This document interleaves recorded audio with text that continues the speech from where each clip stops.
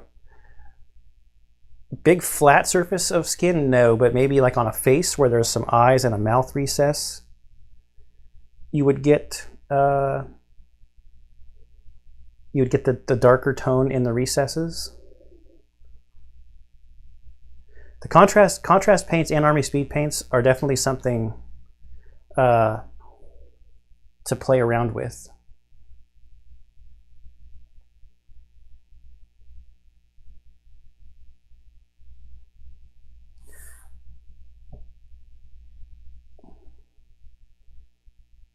Oh, look how much definition is coming through now versus what we saw, like, I don't know, 20 minutes ago.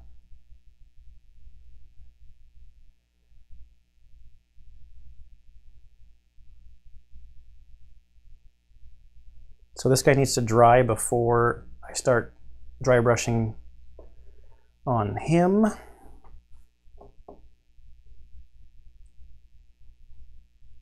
Or I guess it could be a her, I don't even know.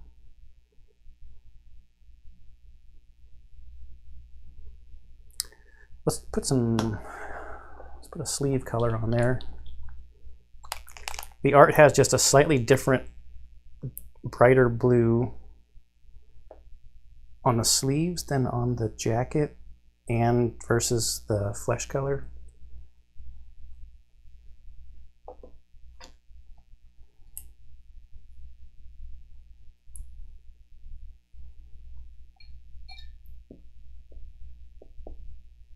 I've been really trying to work on my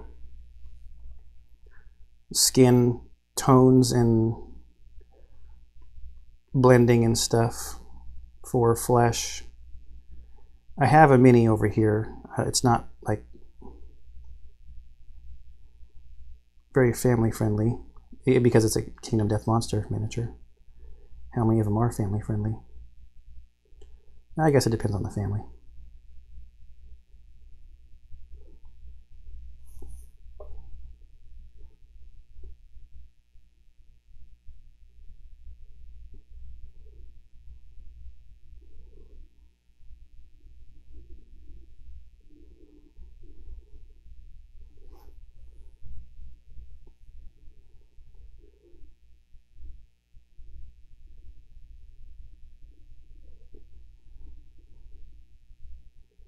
I'm going to want to put some kind of wash or something on this.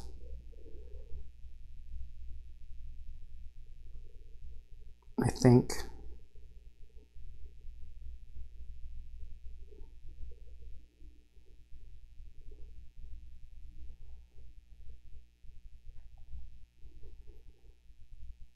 It's already so dark.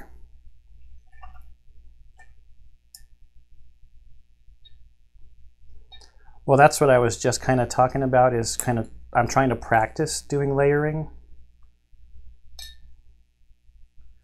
And it's just, it's a lot of thin down coats. So I'll show you what I was practicing on. So a warning that this particular Kingdom Death Monster miniature shows a lot of skin. But that's why I chose it to practice on, because there was a lot of skin. It's not really coming through very well, but in person you can definitely see the different highlights and layers and stuff on the legs. I mean, there was a lot of surface area to practice on here. And it's like darker in here, and then just thinner, lighter colors of the flesh on the larger parts, and like on top of the shoulder pad, actual shoulder.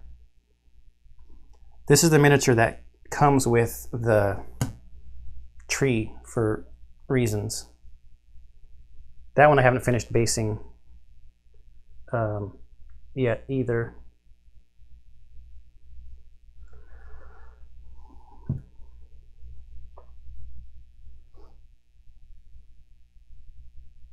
So the stream is getting slow for some reason. So it might be getting choppy. It's dropping a lot of frames.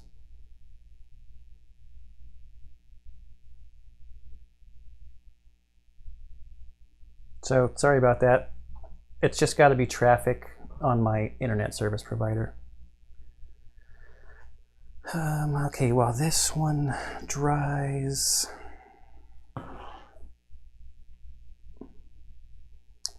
how can we add some definition to this guy? Slash gal, I don't know. I should stop presuming.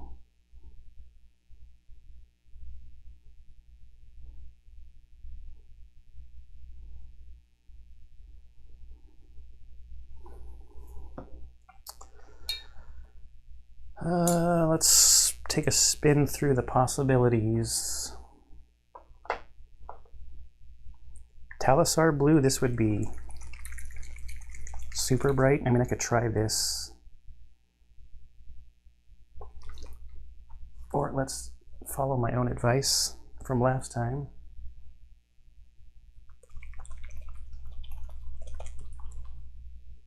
Yeah, I'm dropping a ton of frames now for some reason.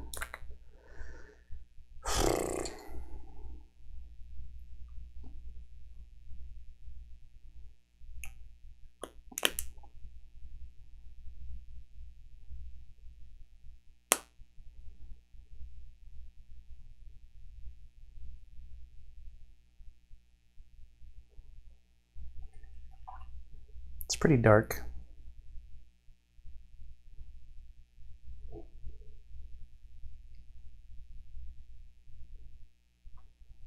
Yes, that's what I do, Doug. And there's actually lots of really good tutorials online about layering. I'm trying to remember one that I just recently saw. I didn't do this, but I just saw one that I actually want to try, and it sounds really weird, but they use like a dark green as the base color, and then put the flesh colors on top of it, because when the thin layers of the flesh color go on top of the green, the way that they play together, it makes the shadows and stuff look more realistic. I haven't tried it yet, but like I said, the video that I watched, it looked really neat. It looked cool the way they did it.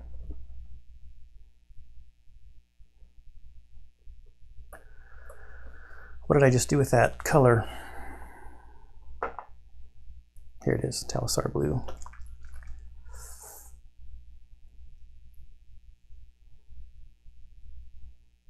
I'm just going to put this over all the blue there. I'm just trying to get some different color down into the recesses so that some of the details will pop on this thing.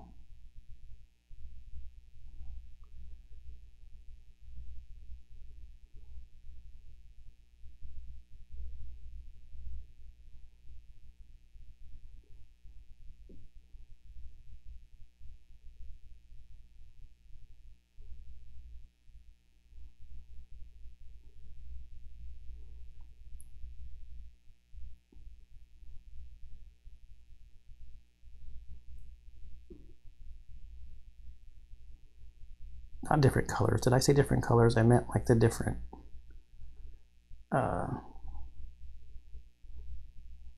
texture, the details on the miniature will pop a little bit more.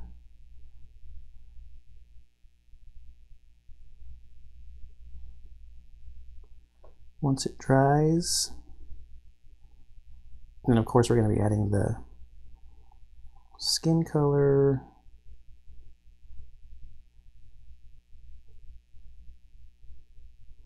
And then picking out some details with the electric looking blue color.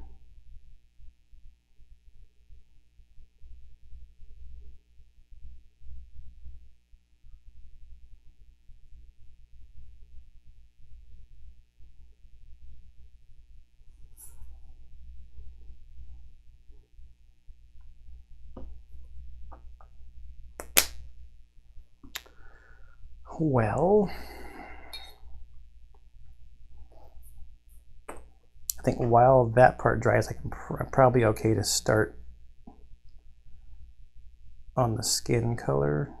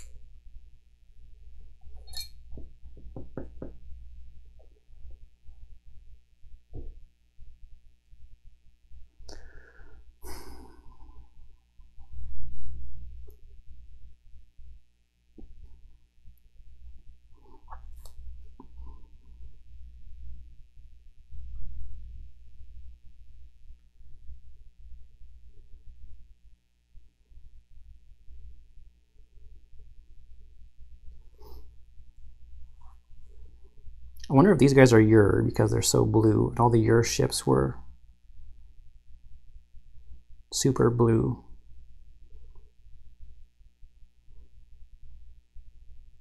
I guess if I read the lore in the art book, maybe it would tell me. I just kind of flipped through it and looked at the pictures.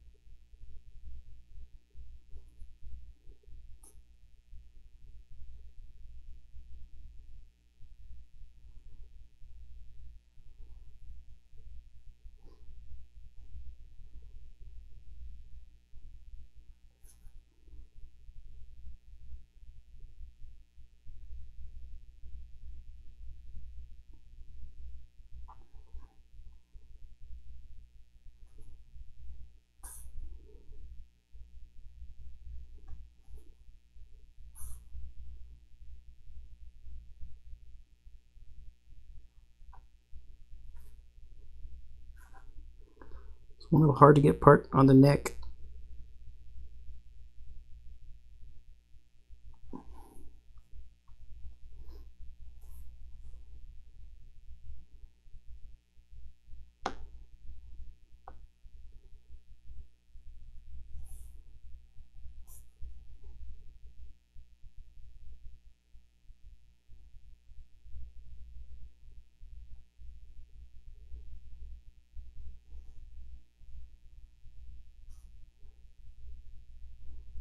Okay, I think I got the skin on the face good enough.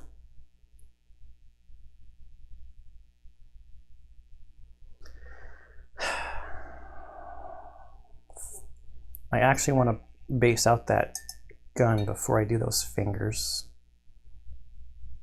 but I can do the toes.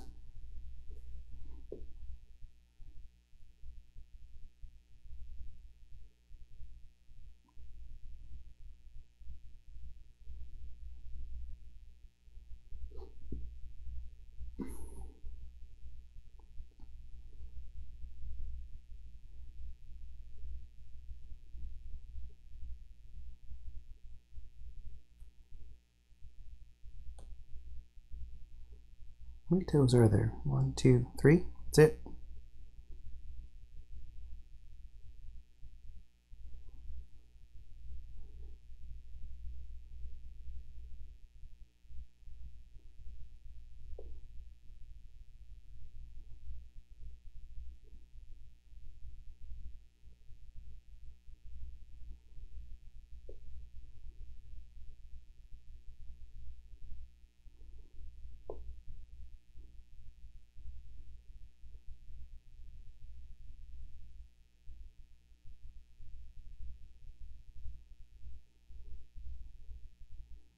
Okay. Toes are good. Let's put some gray on that gun. I'm going to use this London gray.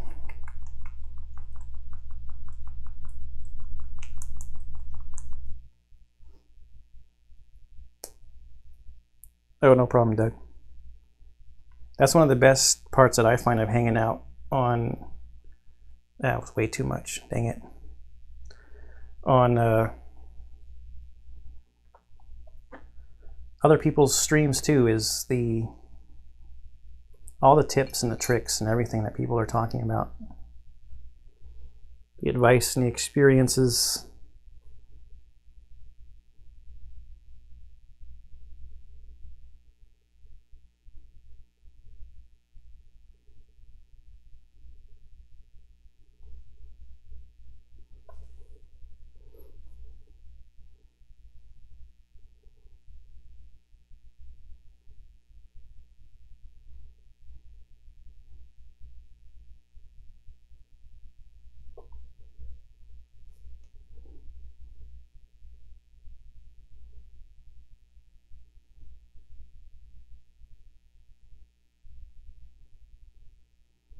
I've been consuming a lot more painting content lately.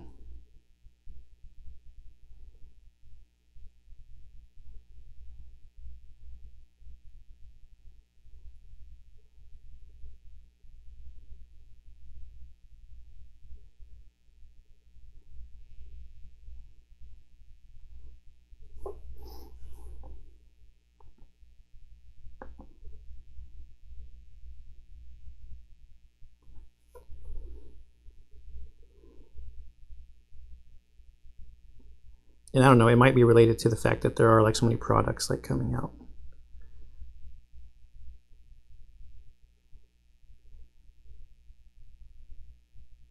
Got the Army Speed Painter stuff that's out.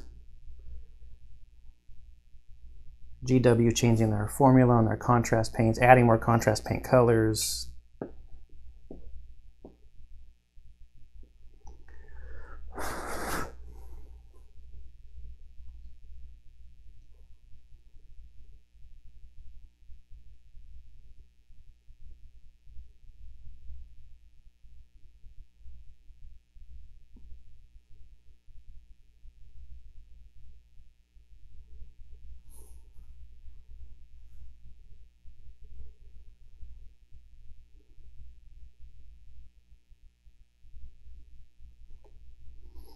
Now there's one little finger.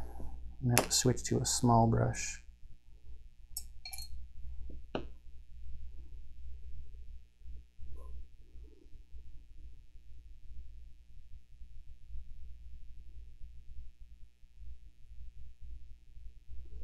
I'm going to want to put a wash over this gun.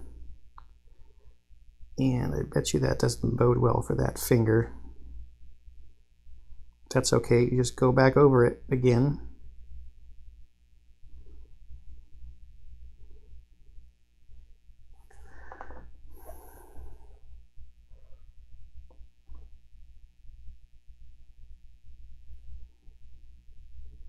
Might just stick with this small brush for these fingers. A little bit of wet gray on this one. It's all right. It's not too wet.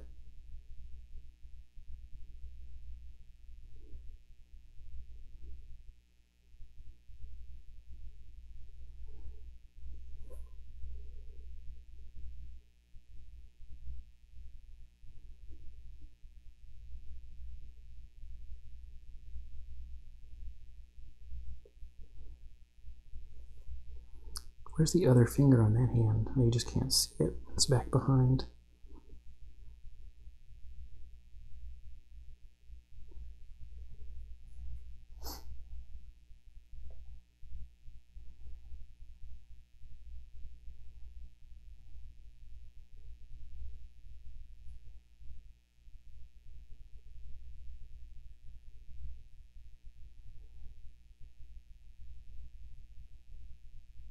So a lot of the definition and the features on this miniature are going to pop out once more washes and stuff get put on it. This is all just basing. Base coating, I should say. Sometimes basing means this part down here. You still have wet. Not a lot though. Just right in there.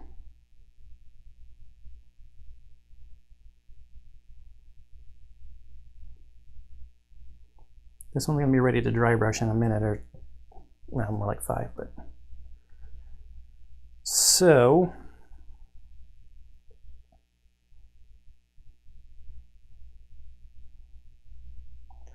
I wonder what Reikland Flesh Shade would do on the skin, on the face. It's not really blue. I shouldn't say not really, it's not at all blue. What about this? Thermatic blue.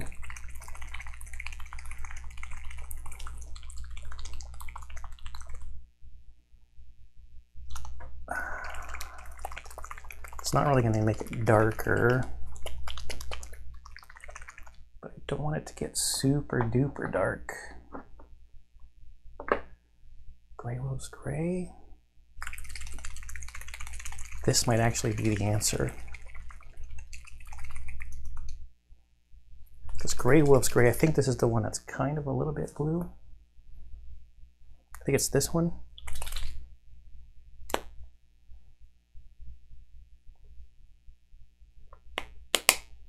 No.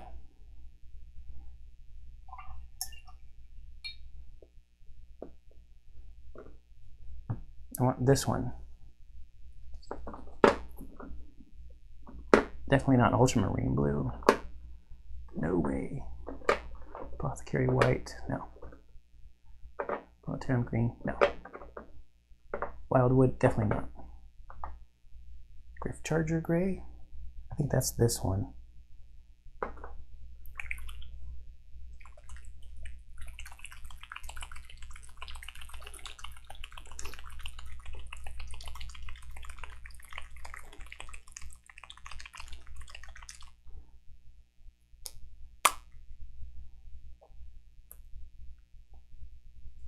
Yeah, that's that one.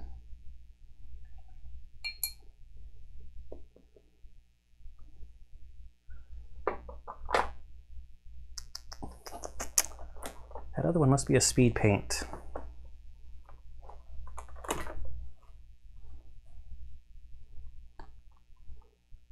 Cloudburst blue, if I go super light, let's see.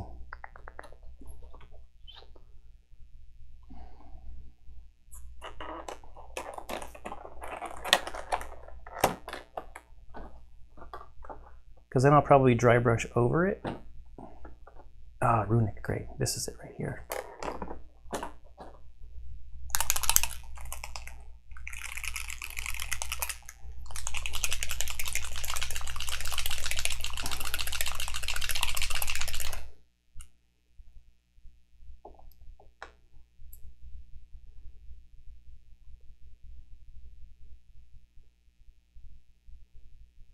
Yeah, this is it. And we go with a real thin coat and then dry brush over it just so we can get some definition on the face. On the face. That's probably more than enough.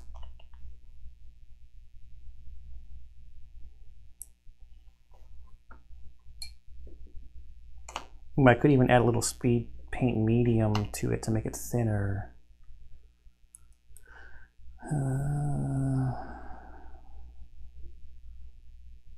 Let's add a drop of that.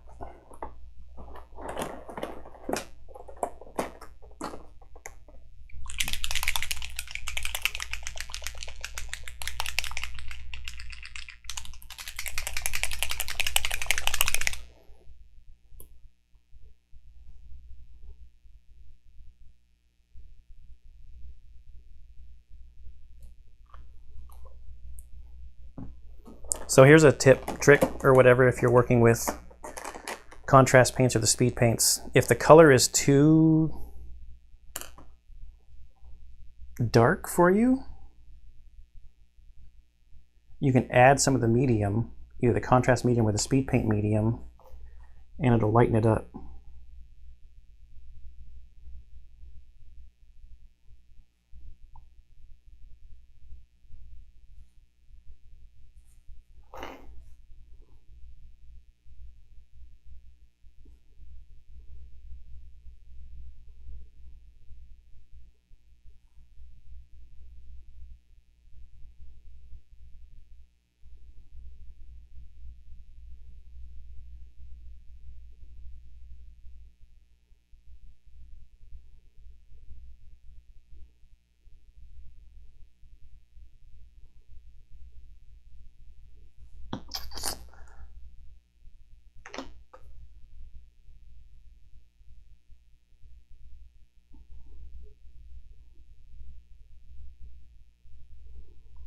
Just want some shadows on here.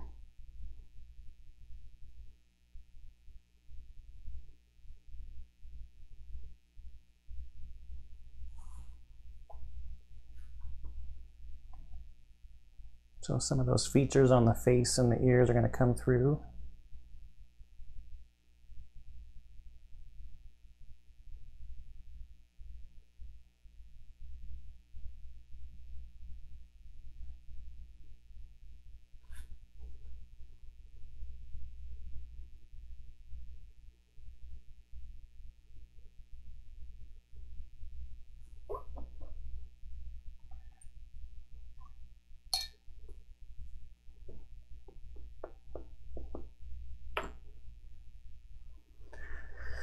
We gotta do the same thing to the gun.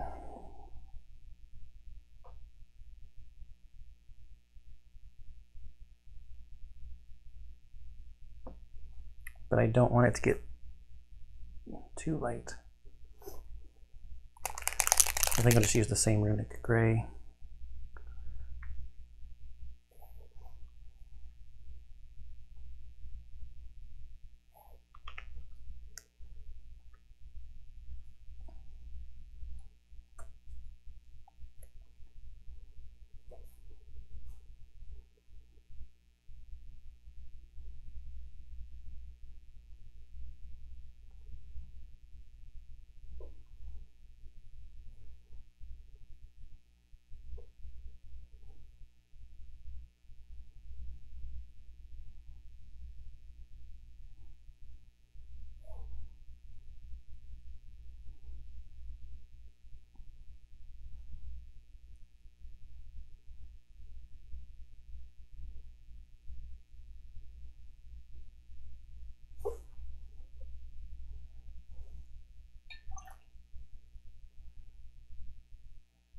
Now we can really see those individual parts. And I even look at the face is starting to look really nice. Got some definition around, am I on 2 or 3? I'm all the way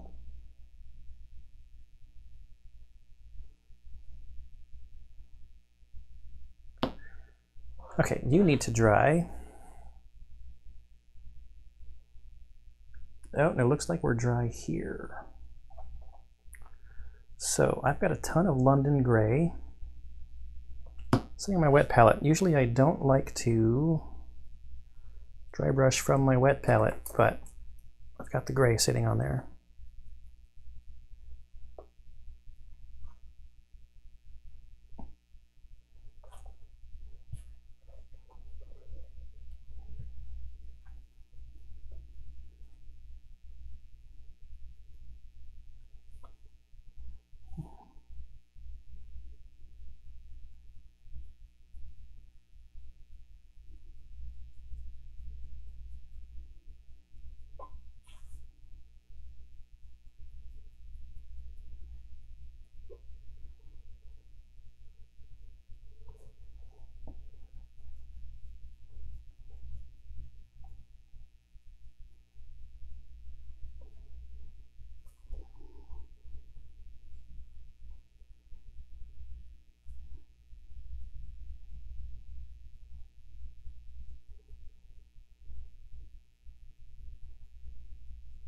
This is just helping add further definition, or contrast, however you want to say it.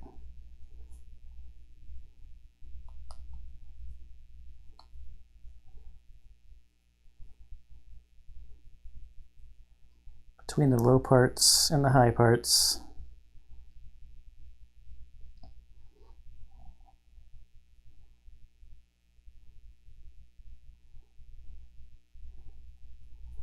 And I don't even know how much I want to put on the other part.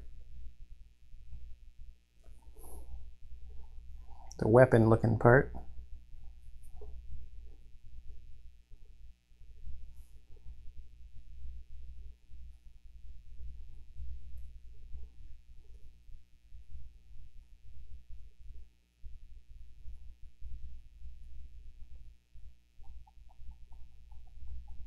And just a touch.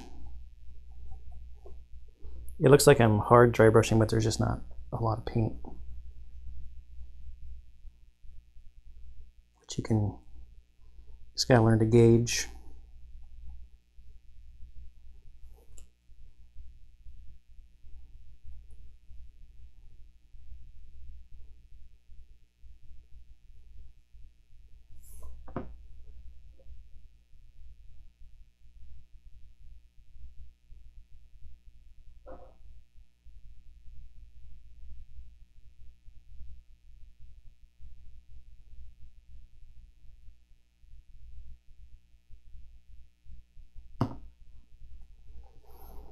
Okay.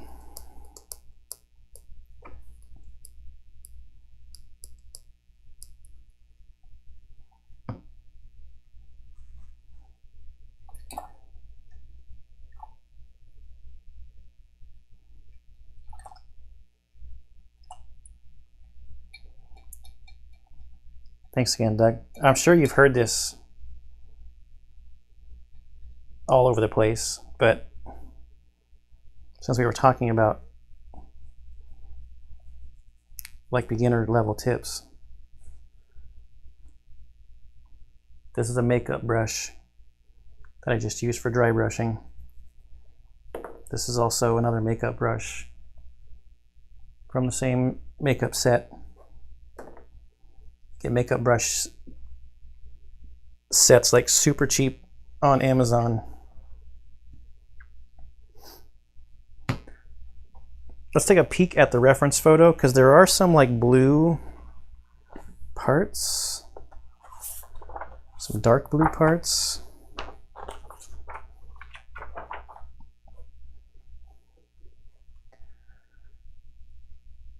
I guess I should go out. I don't know if that's blue. That's more like a, oh, I have the perfect color for that, I think. Now, I'm not talking about these like these light blue parts. There's like some darker grays around. See, they did the weapon in the same color. I just like it sticking out more with a different color. Just so it looks like they made the weapon from some other piece of rock, like not themselves. But I have like a Shadow Wolves gray or shadow gray. We'll use this color.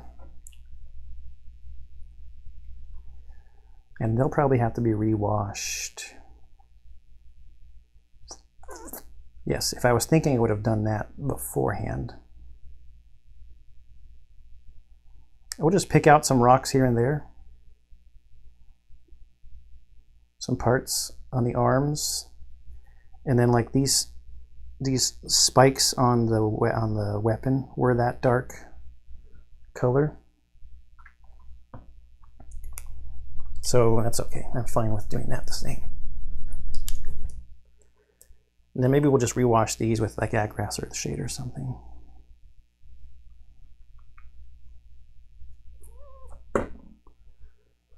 I wouldn't necessarily say this is like a purpley gray, but maybe it kind of is. I don't know. So let's start on the weapon.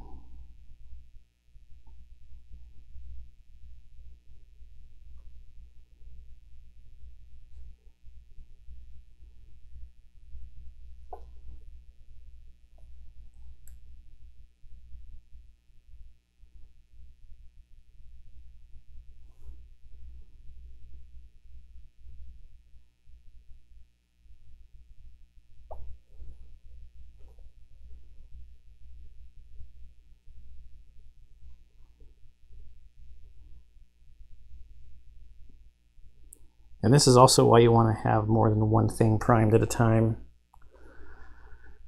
in case you're doing things like washing, using washes or whatever. While one thing is drying,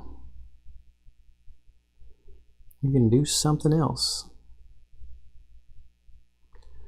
Or actually, sometimes I try to plan like, I don't know, like dinner or breaks or whatever around wash drying.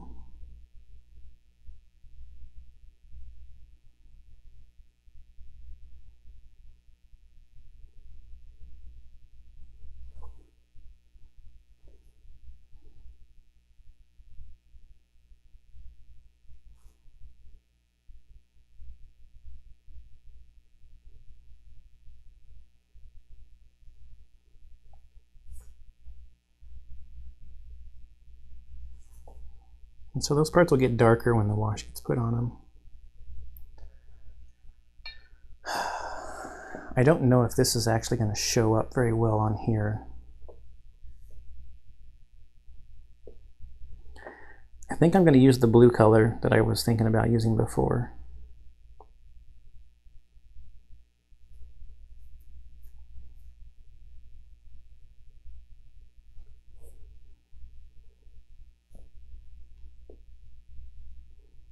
Let's just see how it looks. I can always cover over it.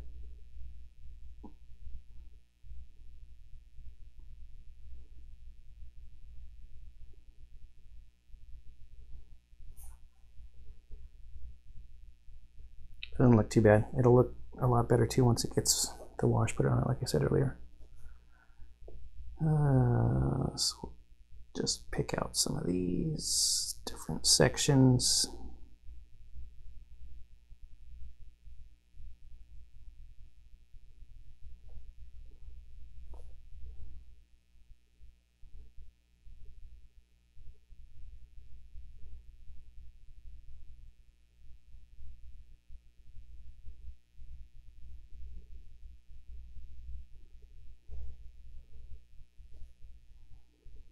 How about on this side?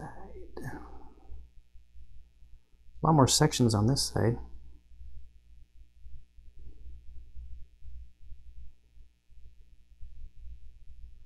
Rock segments.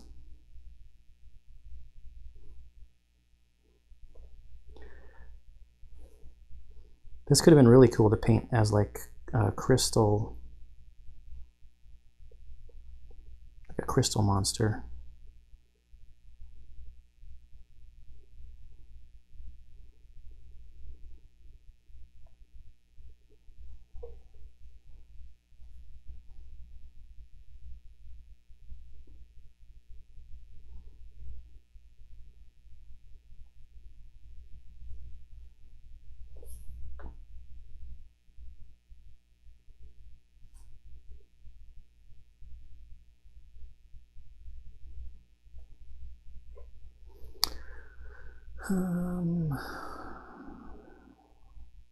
Down on the arm.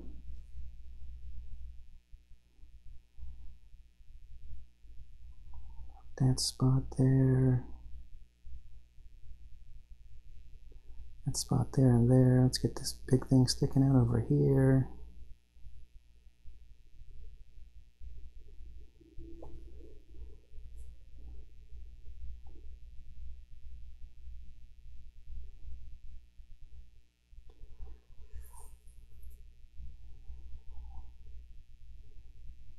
About this part right here in front. I don't think there needs to be a rhyme or reason to it. I mean, it is an organic thing.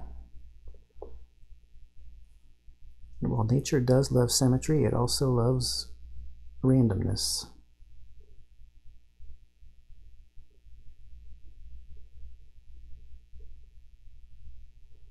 We're going to put light blue in those gaps back there. Let's paint one of these little segments on the hand this color.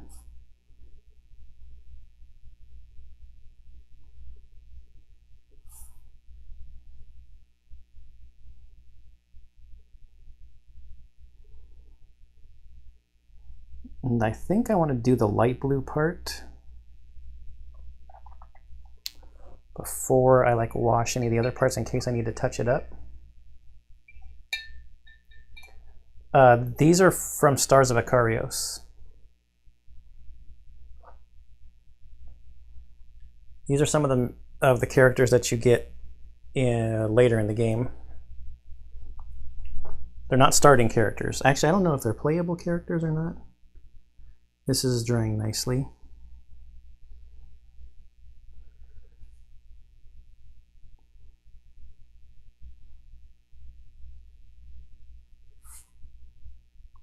We're going to be coming back.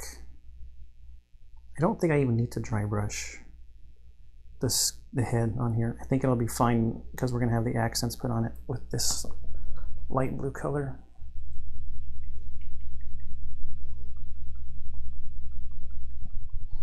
It's mostly ships, a lot of ships. Eight characters and a lot of ships. Most of the ships are done. I have 1, 2, 3, 4 ships left. And then after these, I still have to do this lady, and I don't even think this is a robot. I shouldn't say lady. I'm pretty sure this is a robot. And I think this character is from the same like faction as this one. But the art has some slight color variations on that character. Still blues, but just a little bit different. Okay, now we got a steady hand. This part.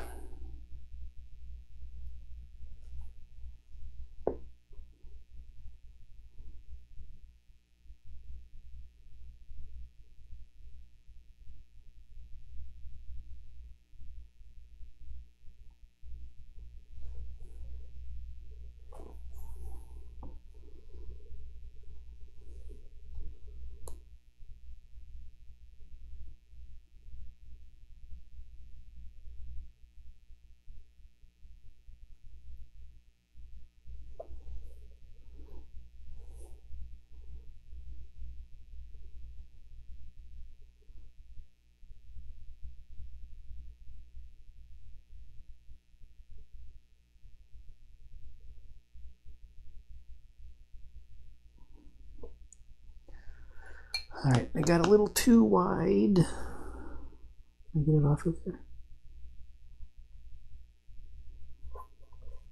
No, so let's get some gray. Try to cover it up.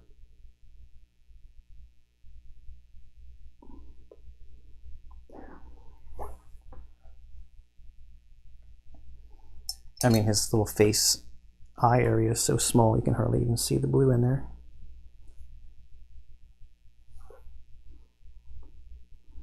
Got too white in one part and not white enough right here in the front.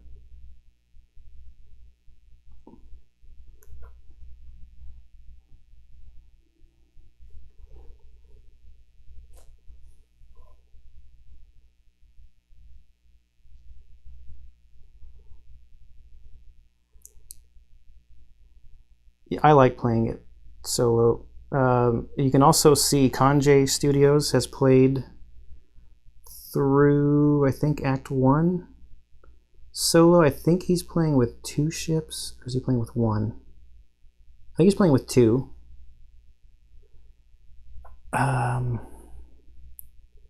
Barrett on Meet Me at the Table, he started playing, I shouldn't say, well, he did 1 episode. So 1 episode solo, and then he's playing with Colin from One Stop Co-op Shop.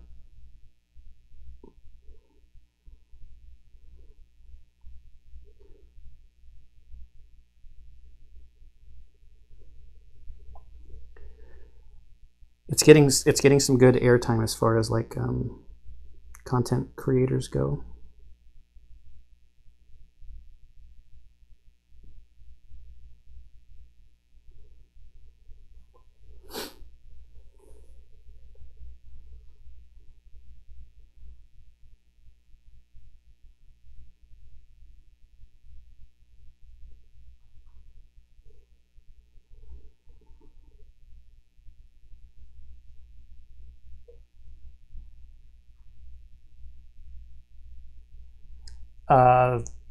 There are not expansions. There might be though. So on the schedule for Games, they have a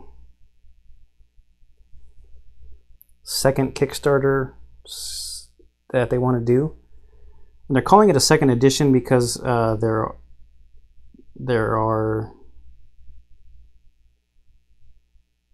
like FAQs and things to work into the rule book.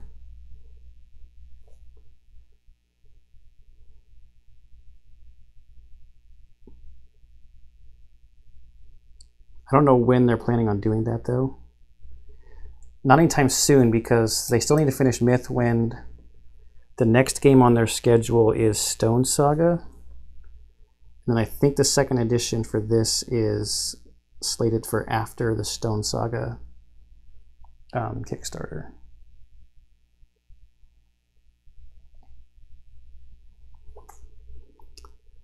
So I was not able to save enough of the outline for my liking of that particular spot right there, but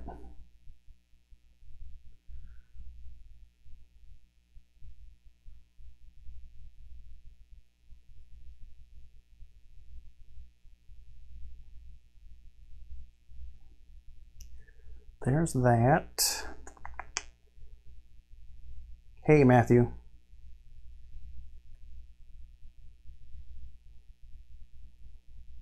Doing some more Akarios stuff.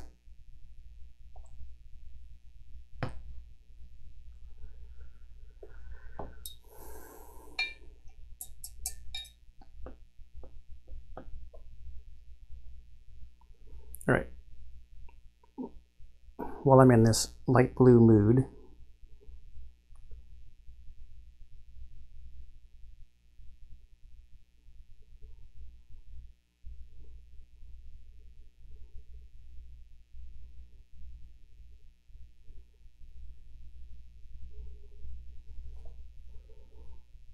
I'm going to go through and pick out some of the accents on here. That should be light blue.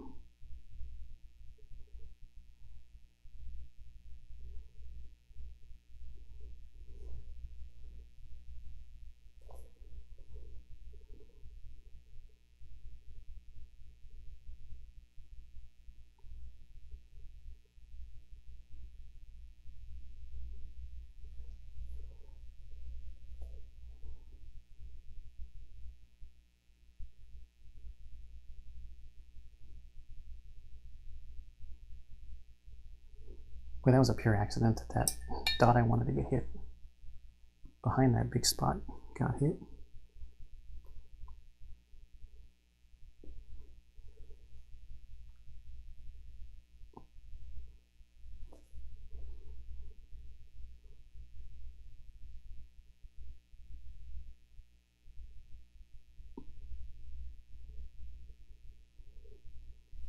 So the gun in the reference photo has quite a bit of this light blue on it.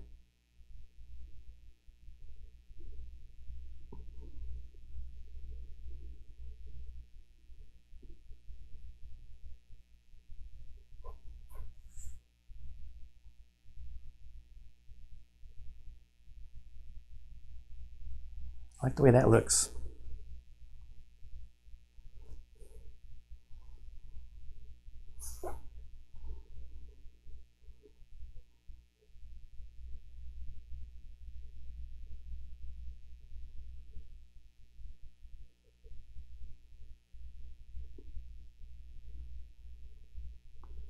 There's a gigantic mold line there.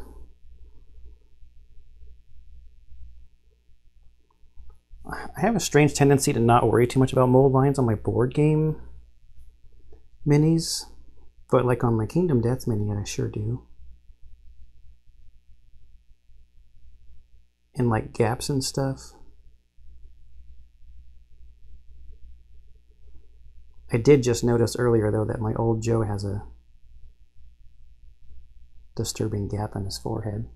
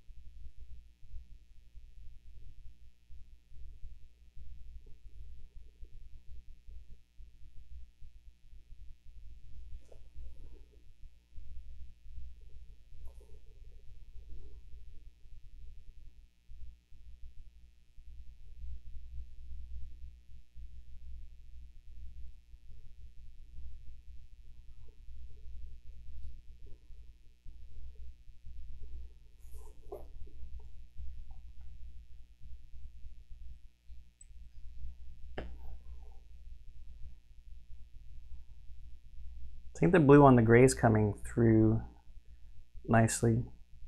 You can't really see the blue too well on camera, but you can kind of see those like eyebrow looking things, how it's a lighter color.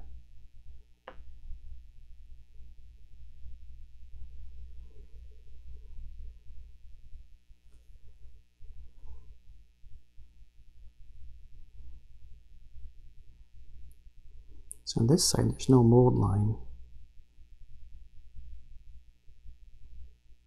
This part on the ear.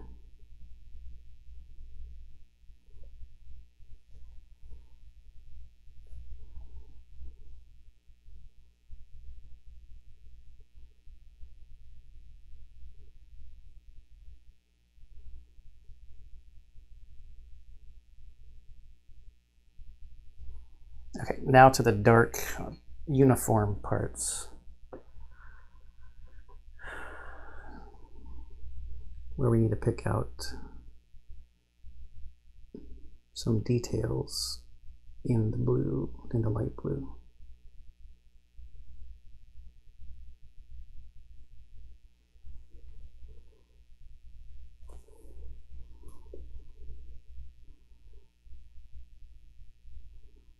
See some little things raised here on the legs. Like knee pads. Oops, I just started pulling it off.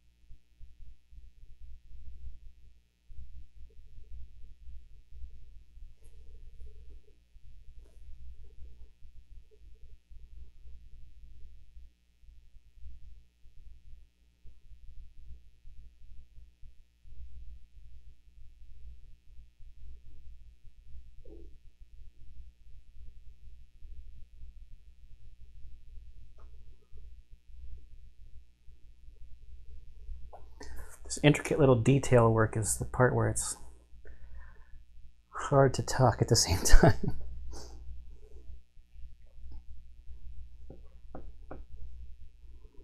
So what is there on the glove? Oh, there's like 3 little stripy things sticking up.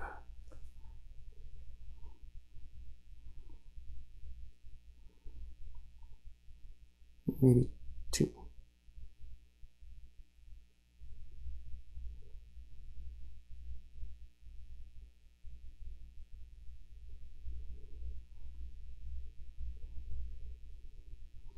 Then there's like some knuckles.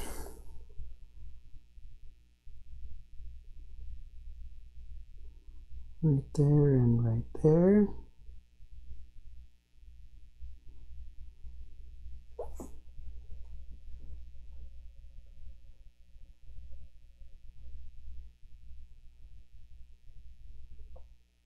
It's starting to come together.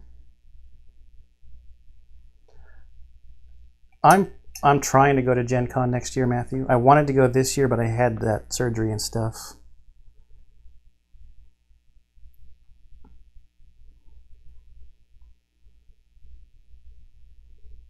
Gen Con would be a family trip for me. I need to turn this other light on. It's going to get bright on the camera for a second.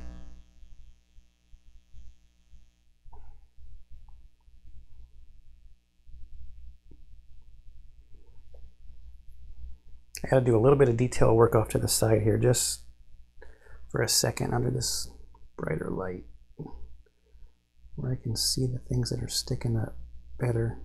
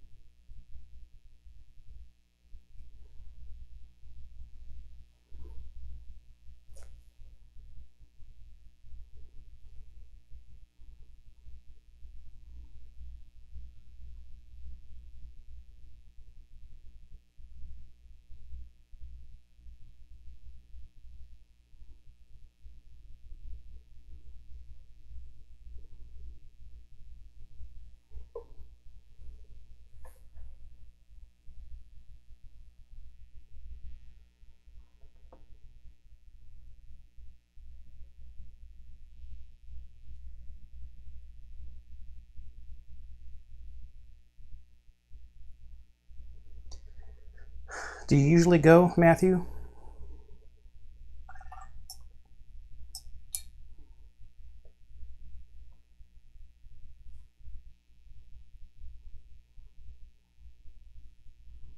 I've been one time. I went in 2017 for the 50th Gen Con.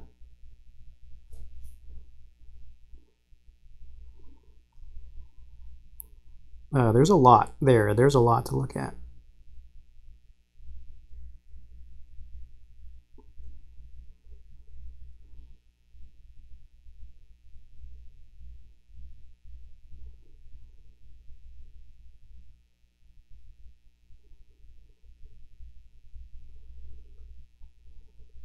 And I guess I'm making an assumption that they have the same number of vendors and stuff. But I mean, anybody who's gone will tell you that it can be overwhelming, even if you don't actually like participate in any of the tournaments or anything. There's a lot.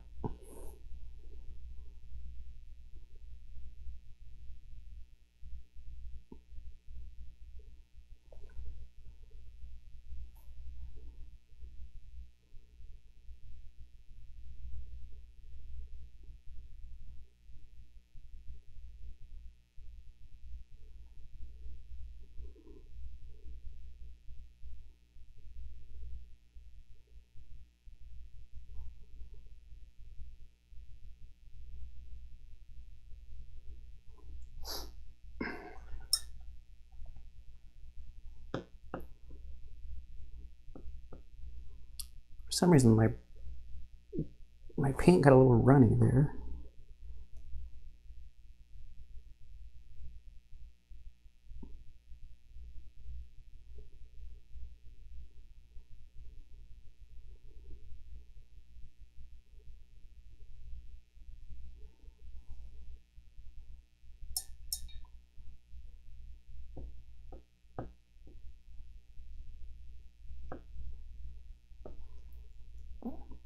Yeah, for me it would be a family trip, and it would probably be longer than the convention because my sister lives in Indianapolis.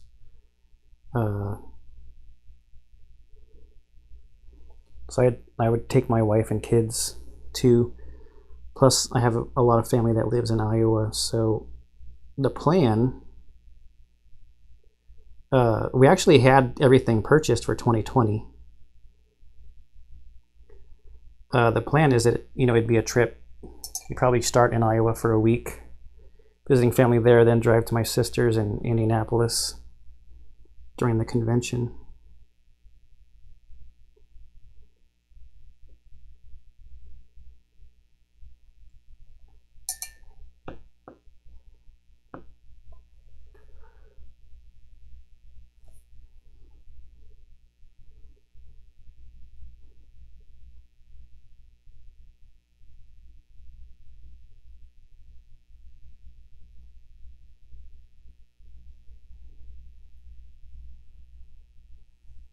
Hey, Mel.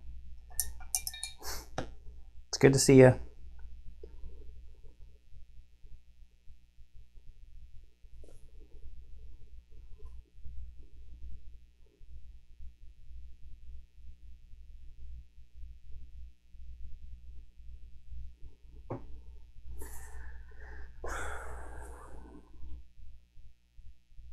Just accenting some parts of this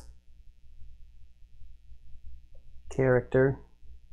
You have to get this leg over here.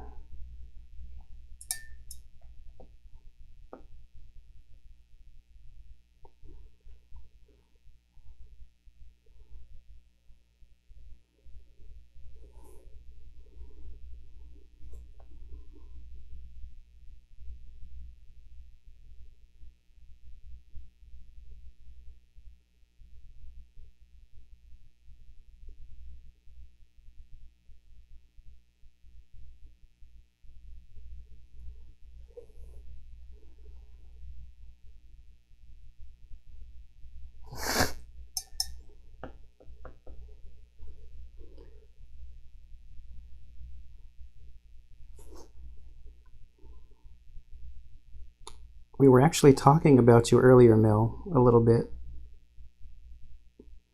I think Brian was still on, and he was talking about watching you and me and Barrett. And I was saying how that I think I subscribed to your guys' channel right before, yeah, all good, right before the pandemic started.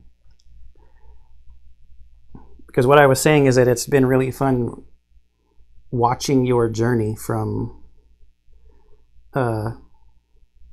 during the pandemic, picking up painting, and now being somebody on that people will actually come and watch and get tips and stuff from too.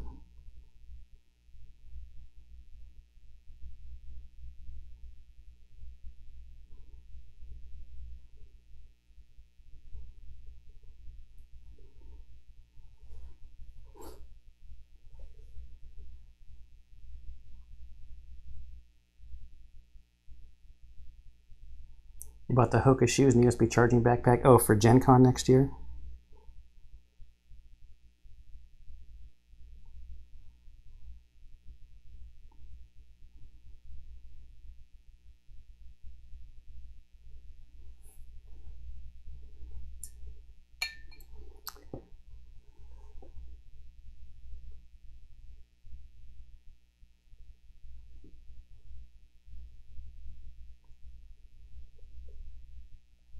It is a fun hobby. It's relaxing for sure. Most of the time. It's supposed to be relaxing, I guess.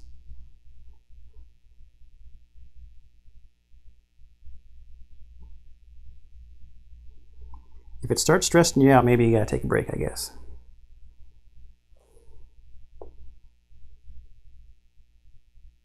Knuckle 1, knuckle 2.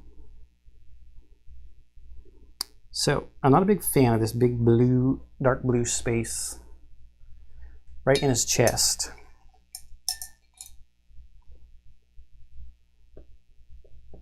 Oh, thanks, Mel.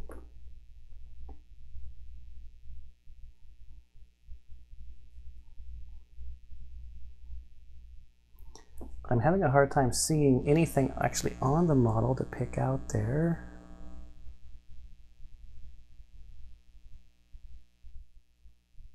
No, there is like a little tiny dot in the middle.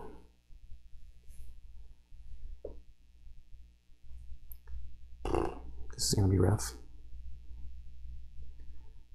There's kind of like a line right here too. Do that line. That line. And more paint.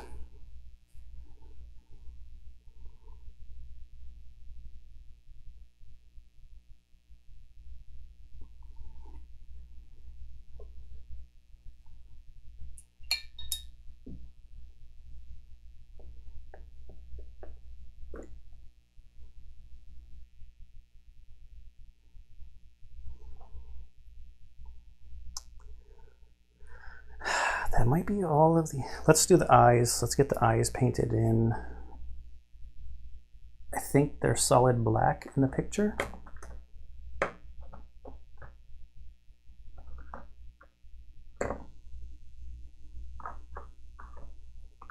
Where's my black?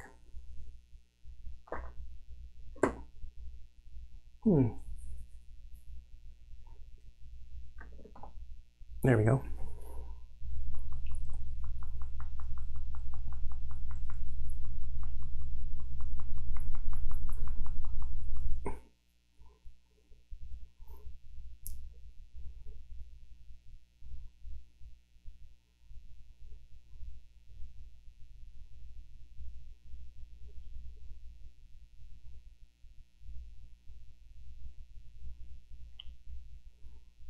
That color's starting to dry out. Here's my completely homemade wet palette. Tupperware parchment paper and paper towel. Nothing but the best.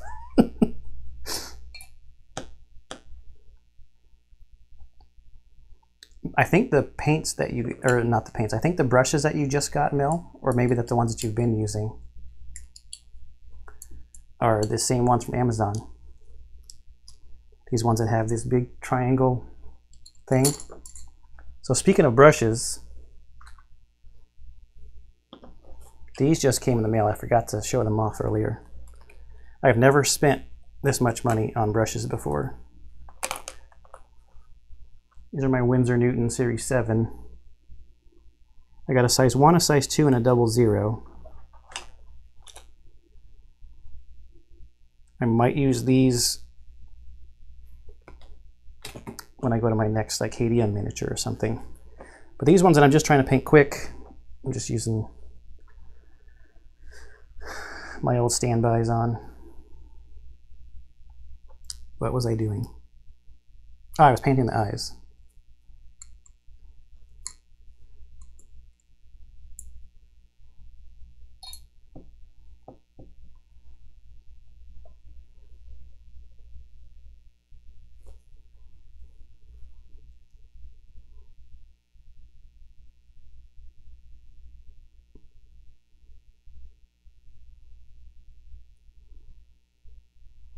I want to get these eyes blocked in because there might be some little parts around it that I want to accent with the light blue.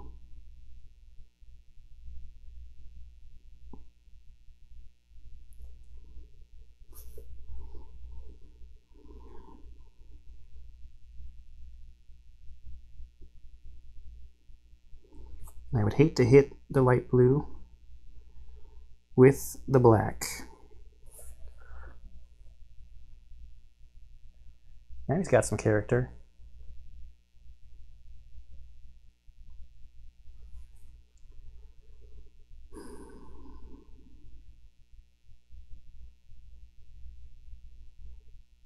I think I'm gonna do the eyebrows light blue.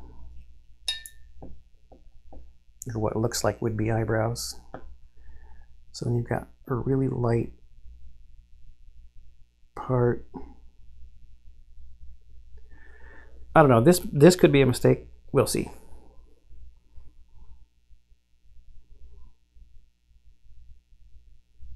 Maybe not a mistake, but we'll say a chance to go back over it with another color.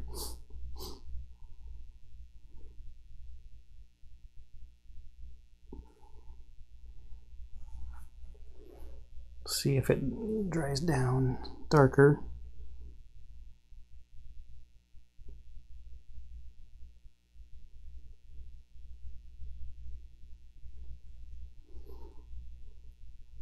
The face isn't actually sculpted very symmetrical.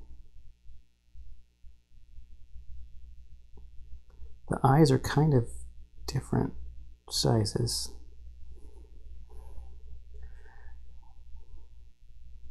And so are the eyebrow parts.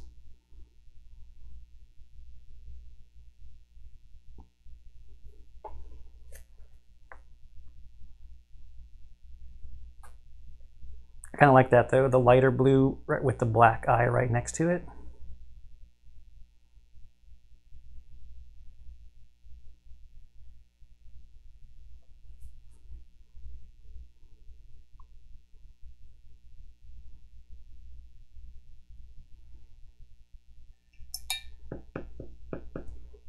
I think I'm going to try to water some of this down a little bit.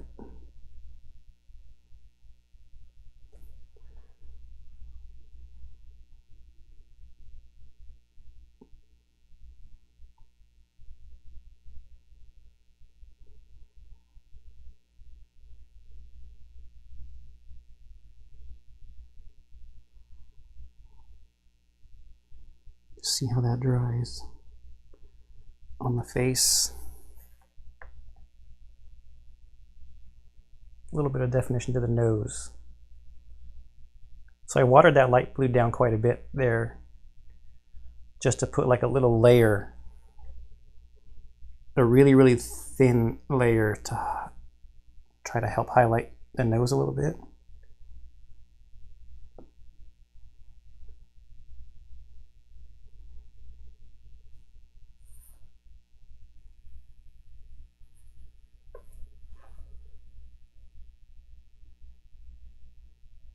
This miniature is looking pretty fun. All right, let's do the hair. Let's find a crazy pink color for the hair. You.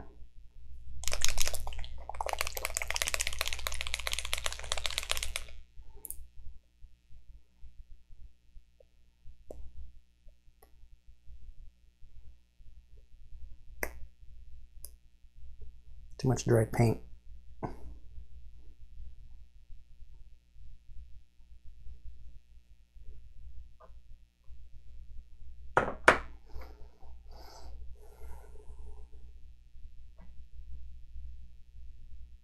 Oh, I was talking about, I saw the other day on your stream, I think we might have the same brushes. These ones that have these big triangle grips on them.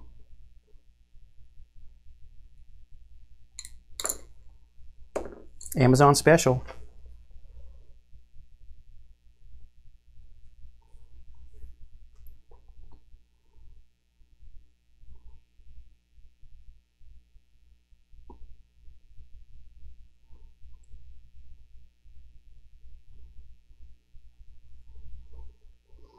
Yeah, they're not expensive either. I think an entire box of those with a bunch of different sizes is the same price as one of those Winsor Newton brushes.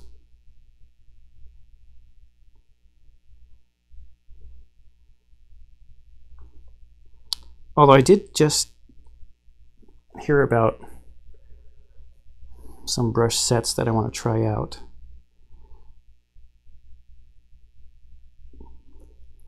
So there's a content creator, he's mostly in the,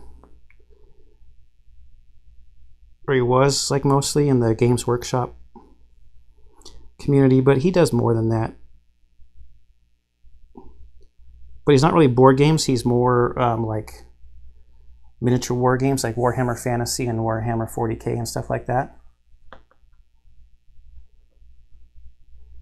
Oh yeah, I love this character's face. I like this mini.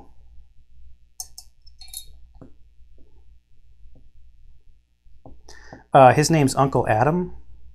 His channel is called Tabletop Minions.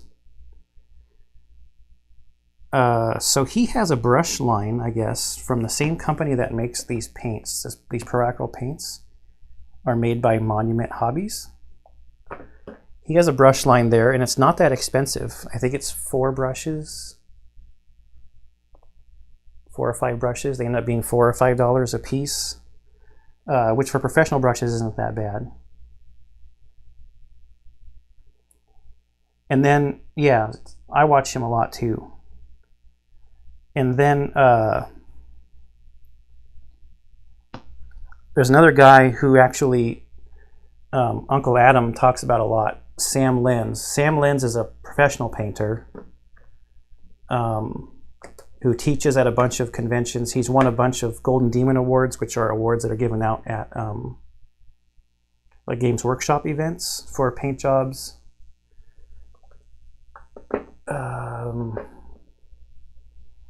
The same company, Monument Hobbies, he has a brush line with them. What am I looking for? I'm looking for a light gray. No, I guess I'll do the bases together. So let's take a look again. So here's our little character. Dark blue suit with some light blue accents, gray gun with some same light blue accents. A little bit more of a bluish gray skin tone, black eyes, light blue highlights, and an awesome pink mohawk. Oh wait, I gotta do the under part tan. Yes, so let's find a tan color. Khaki. The bottom of the head should be khaki or tan. Almost done before I get to the base.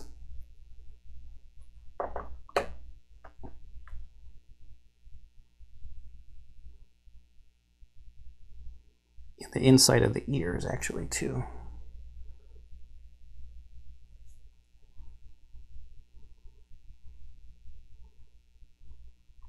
How far up do they go on the art? That's like half the head.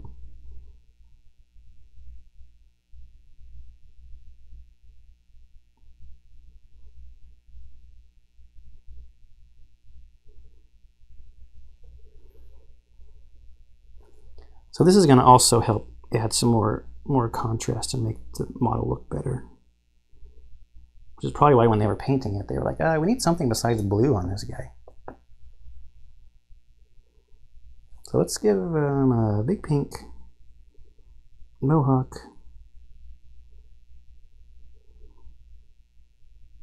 And then since he looks a little reptilian, reptiles usually have a light underbelly.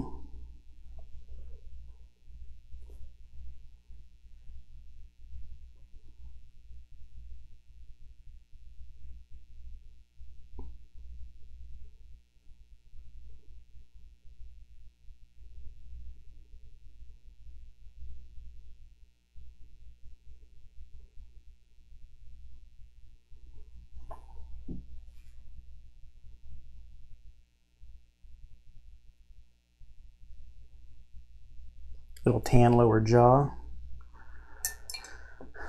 Which one is this? Let's go smaller.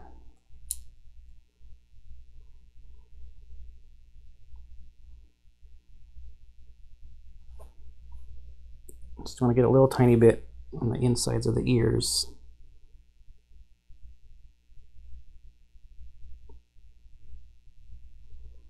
Still want there to be some darkness and definition in there though. Just see that little tiny line of tan on the inside of the ear.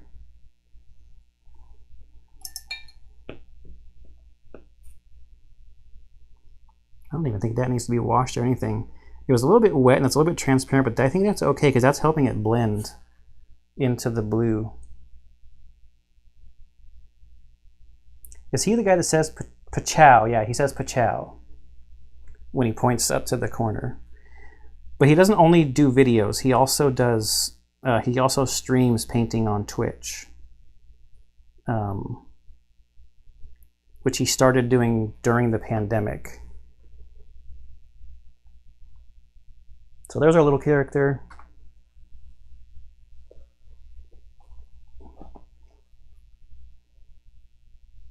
This is our reference photo.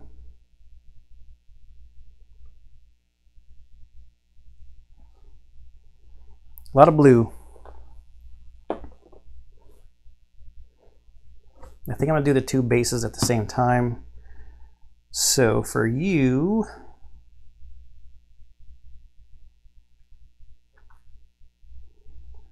I want to finish the staff on the weapon. So we're going to have some more colors happening here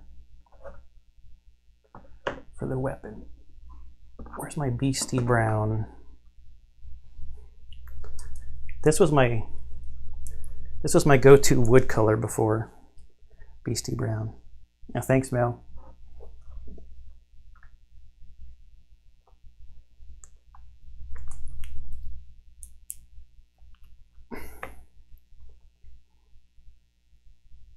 Don't need very much. I don't even know how long I've had some of these colors. I'm surprised that more of them haven't dried out. Go on the way of the dodo. That's a weird saying.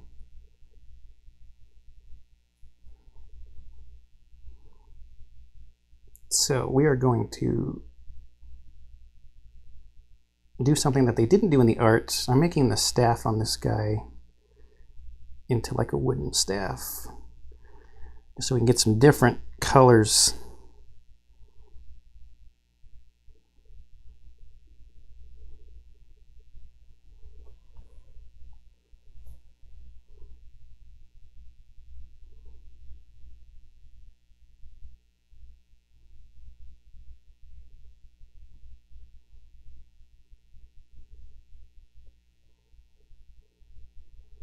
Favorite paint brand? No, actually I don't.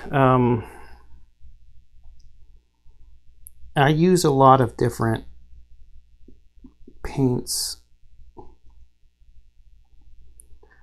I was never like a paint set buyer before. I always bought colors as I needed them, or like I would go to, well, you were talking about this last time, Bill, when I would go to the game store and just look at the paint rack and be like, oh, that color looks cool. Or I'd be working on a specific project and I'd like, okay, I need this color for this project. So I would get it, and I would just look and see what color I thought looked the best. It didn't really matter what brand it was from. When I lived in Southern California, and I got a lot of these colors when I lived in Southern California, the game store that I used to go to, it was a big hobby store. So not only did they have like all the board game stuff and the Magic and the Pokemon and all that stuff, But they also had like scale models and railroad, you know, like train set stuff. It was a big store. So they had a lot of choices. Usually. They usually had a lot of choices. All right. I need to put a color on the straps because I've hit it with other colors because I'm messy.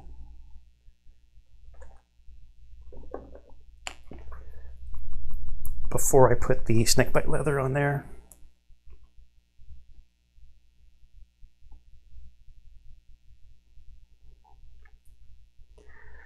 So I have, let's see, I've got these Pro Acryl stuff. Oh, so I started to say I wasn't really a set buyer before, but I did buy a set of these Pro Acryl things. One of the sets from the website. It was just the best deal. I have Vallejo game color stuff. I have Vallejo model color stuff. Just regular Games Workshop stuff. Then I have the Army paint. The only stuff I have from Army Painter are the speed paints, I think. I might have varnish. Yeah, I have varnish from Army Painter. Oh, and then of course I've got the Turbo Dork. The Turbo Dork stuff. But I am waiting for a Kickstarter delivery from another painter. His name is Duncan Rhodes. Duncan Rhodes worked at Games Workshop for a long time. He was kind of their public-facing painter. He did a lot of their tutorial videos, and if you went to like Warhammer Community and saw a video of somebody painting something, it was Duncan Rhodes. He was the guy that painted for them. But he left GW, I don't know, a year ago, 2 years ago, and started his own thing called Duncan Rhodes Painting Academy. And he's also coming out with a paint line that he did a Kickstarter for. And I'm pretty sure the paint line is called Too Thin Coats.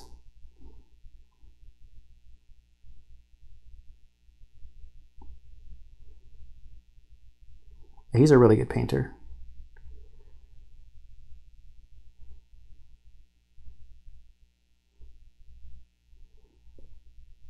So I'm kind of eagerly anticipating. That's being boxed up at the warehouse actually right now. So that should be being delivered soon. So I'll have those to play around with.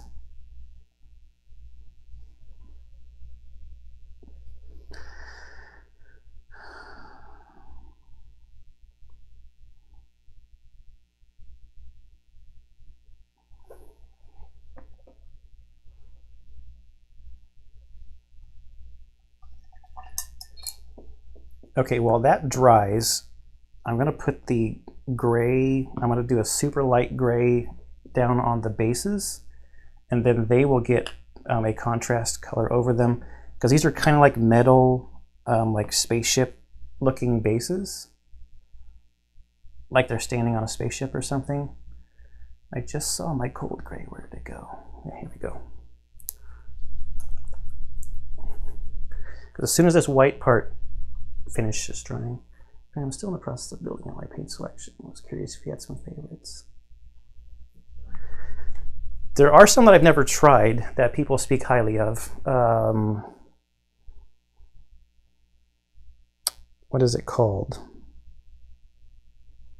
It has a number in it, like 57. Scale, maybe it's scale 75. That's a line I've always wanted to try. If you see that at your store. There's another one that's like Ammo by MIG or something like that, which is a weird name. But they may have started out with like historical colors. Oh, there was a brand, I don't know if they still support it. So there's a company called Privateer Press that makes tabletop games, tabletop miniatures war games, so not like board games. Well, they might have a couple board games that have spun off of it. Anyway,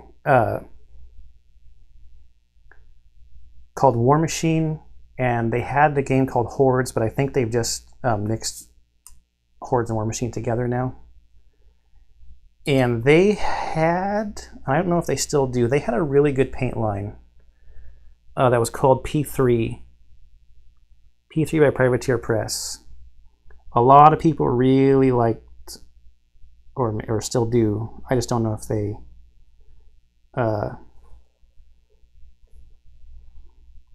still make it, because they were struggling as a company for a while.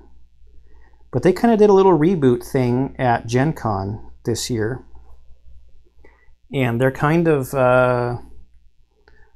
trying out a new business model in the space for their game, where I believe all of their rule books and everything are going to be free, and all the product that they sell, like all their miniatures that they sell, are going to be 3D printed miniatures instead of like plastic molds that like come on sprues and you have to like put them together and stuff.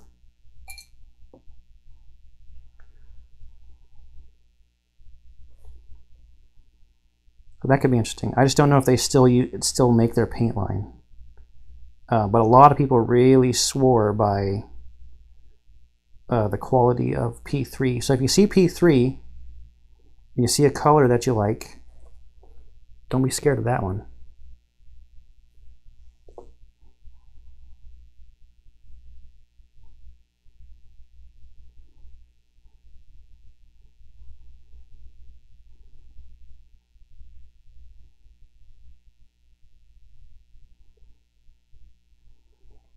It's got to be a hard business, I think, to make money in.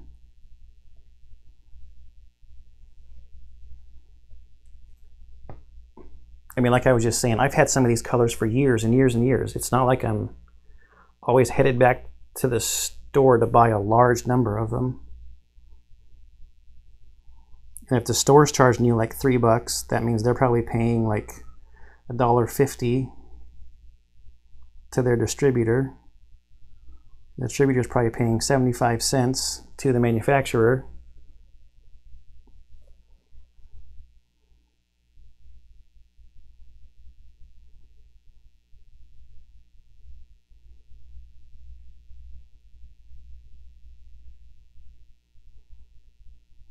So I run a company and I sit on the board of directors and the executive team for a couple other companies. And it's hard not to think about things like that, like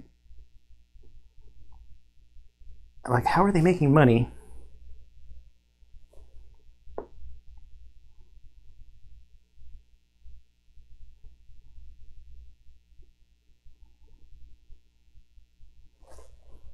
And unfortunately, I guess a lot of them aren't, and that's why they're closing and stuff.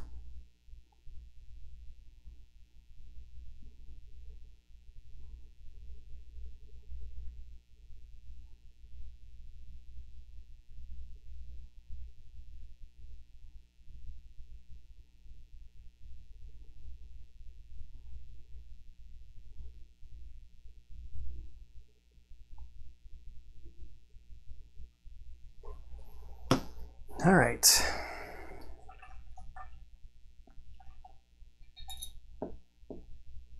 Let's get our snakebite leather and work on that strap.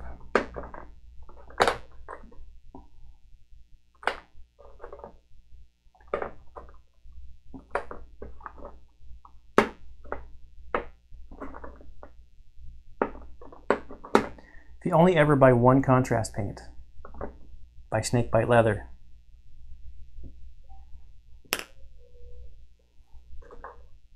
And maybe send me a pod because I can't ever find it. Akarios Dunes. It's not that green one. It's not that purple one. Here we go. Ooh, this really needs to be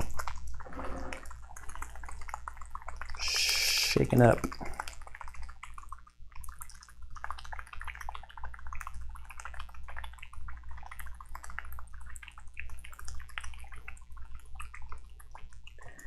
Even more gray on the base. We'll use the Griff Charger because that's going to give the base on this one a little kind of a bluish, greenish gray tint to the metal. How you looking? Mixed, good. Is the white dry? Yes.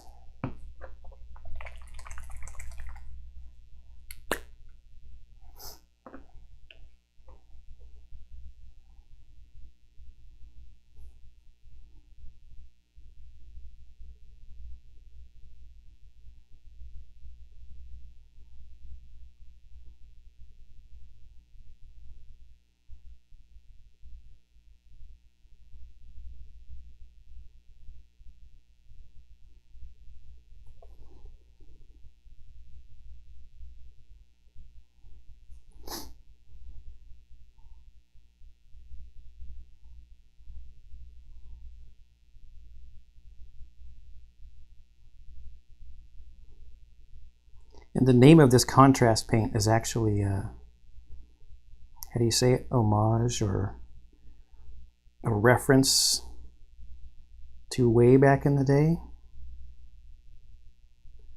When I first started painting as a teenager it might have still been in the 80s. Well, when did I turn 13? Because I was probably 13 when I started painting. 92, so it was the early 90s. There was a very popular, just regular acrylic paint color.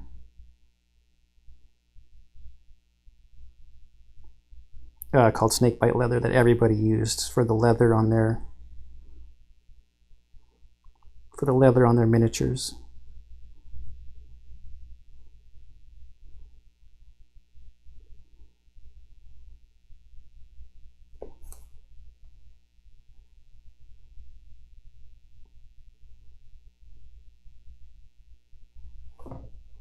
All right, we gotta let that do its thing.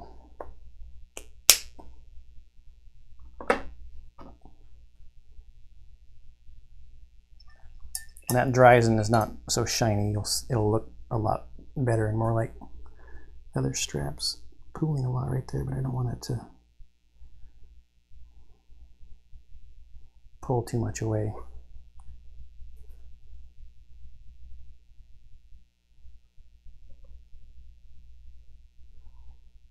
Yeah, I'm glad I added that extra color with the brown on this guy.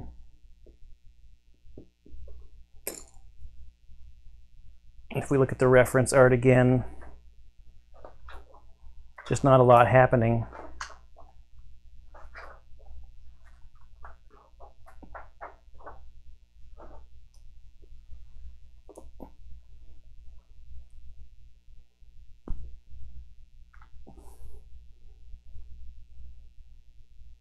Not a lot happening there. No, his toes are kind of a different color. But they're still just a lighter rock color.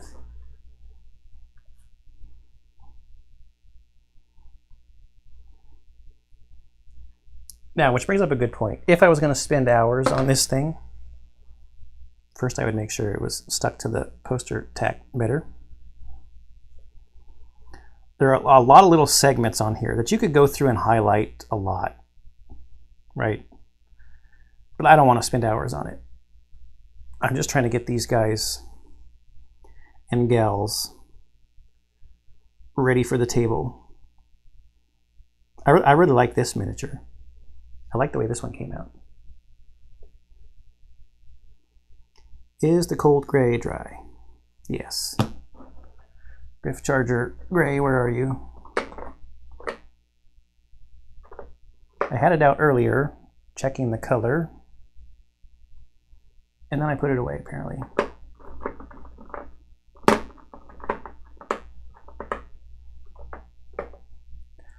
There's a Space Wolves gray.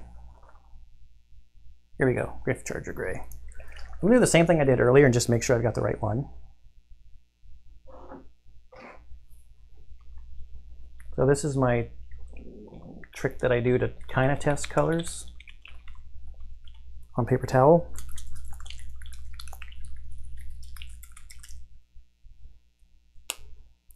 I think this is the one I want, so I think this is that one.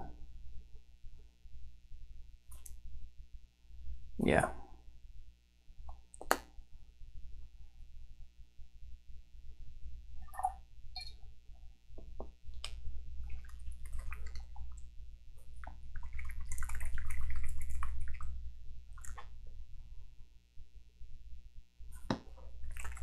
So this is going to really bring out the details on the sculpting and the base.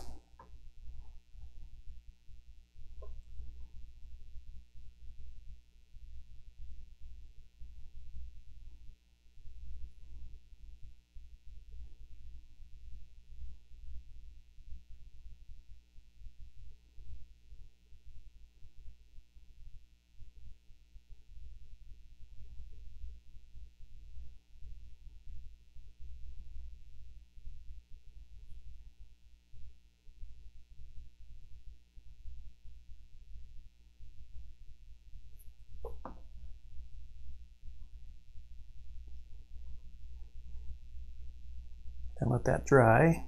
They have very similar bases, these two.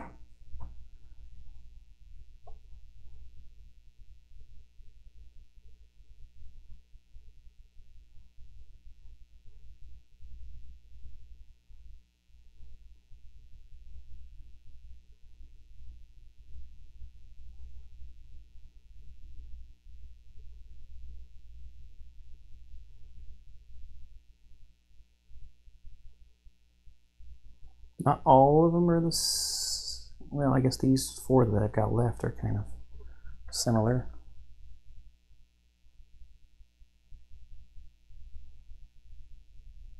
It's reflecting a little bit while it's wet.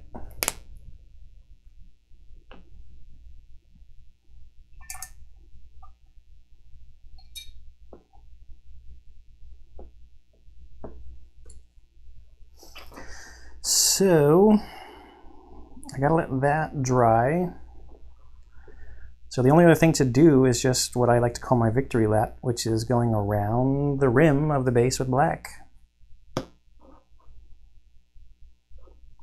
And it's the victory lap because then you're done. Game over. Except they still have to be varnished.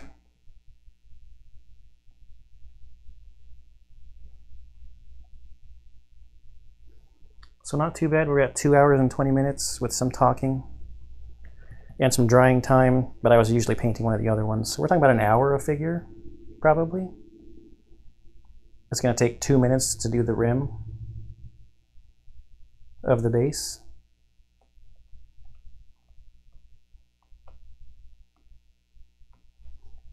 Let's take a peek at some reference art for these two characters.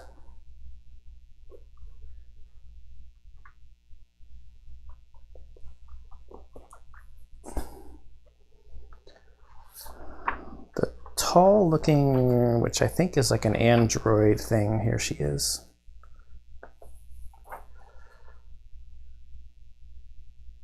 So like a lot of cables. It's more like dark gray, but I can pick some parts out with pink. Maybe, ooh, I've got a good idea. Because she's like an android type thing, I'm going to do contrast and speed paint over silver with her to make her body look like colored metallics. Yes, that's happening. And then the pink parts will be just regular opaque. And her face will be regular opaque. So there's a, I don't know, there's a tip or a thing to talk about is contrast doesn't always have to be colors, like light and dark colors. You can also have contrast in finishes, I guess. So like metallic next to non-metallic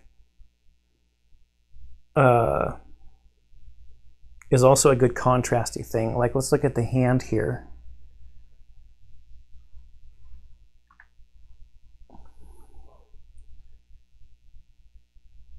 So like there's a metallic here and a non-metallic, which kind of can help either the metallic parts stick out or the non-metallic parts stick out. You can also get that kind of with the type of varnish that you use, like the finish that you put on. If you do a shiny, like a gloss varnish next to a matte varnish, like also like here on the dung beetle night. Let's see how well this is going to come through. I don't know if it will or not. But like on the shoulder pads here, you've got opaque paint that I varnished matte, and then I have these Turbo Dork colors that were varnished with gloss. So you have a contrast there, like in the shoulders, and even around like the armor down here. There's just little lines of opaque paint around the shiny paint. It just helps things stick out when they're different next to each other. And like on the back, on the top, you got that furry part next to the shiny parts, and then they just stick out. The other parts just stick out.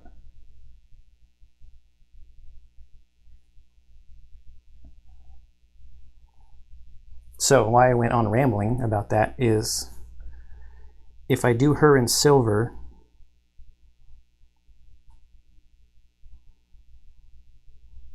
and then, you know, pick out some of the little parts with the pink lights that like were in the picture and do her face, there's not a lot of surface area to work with actually on this miniature. It's very skinny.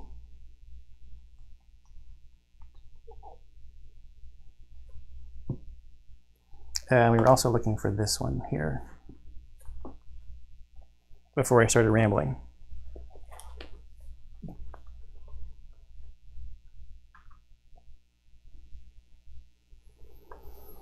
I know it's in here somewhere. This might be like only the second ever art book that I've gotten with a game. And I'm glad I did. I mean, you can get the art from the components in the game too, right? Which is how most of us do it, how I usually do it. I know that little character's in here somewhere.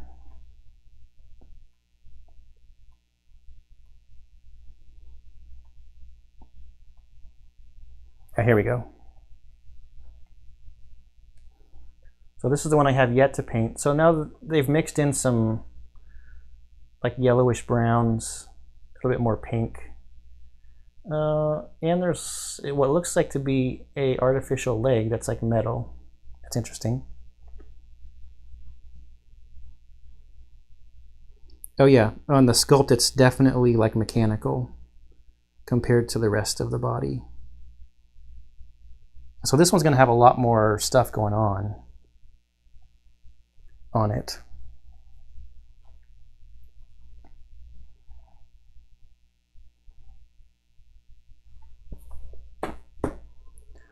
All right, where are we at in the drying here? Contrast color. There are some parts next to the feet that aren't dry yet, but the rest of it is dry enough to do the rims of the bases.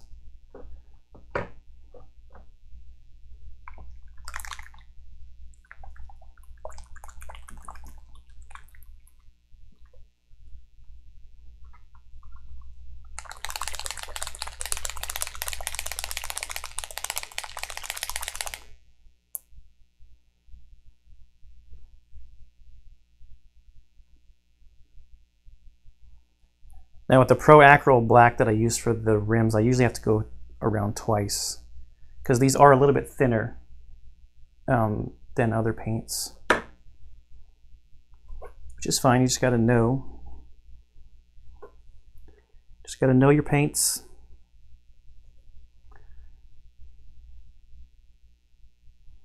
And I usually just do this part super quick before I get to the part I got to be careful on where the other parts are painted.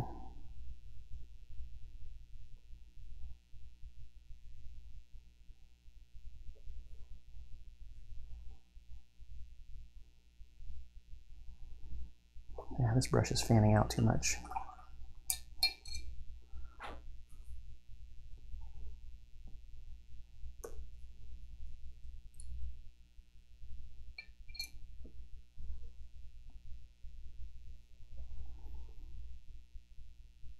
All right.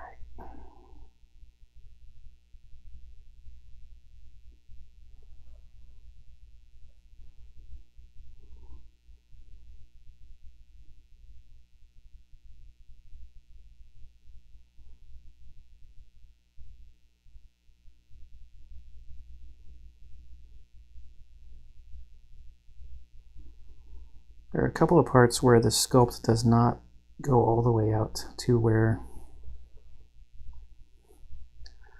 the base is, or where this black part that I'm painting is. So I'm just trying to concentrate a little bit so it stays consistent.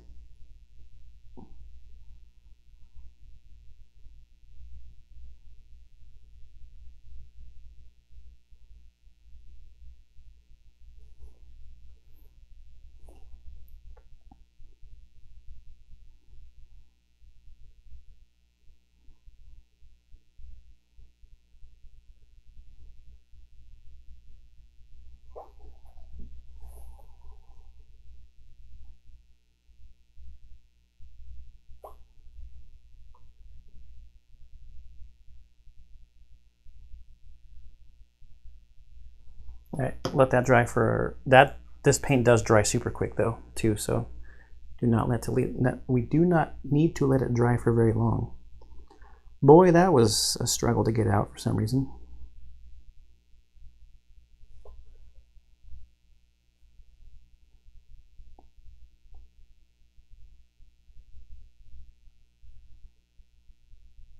Took a lot of paint into the brush that time on accident. Just more to spread around. Oops. That was a genius move. Touched it with my hand.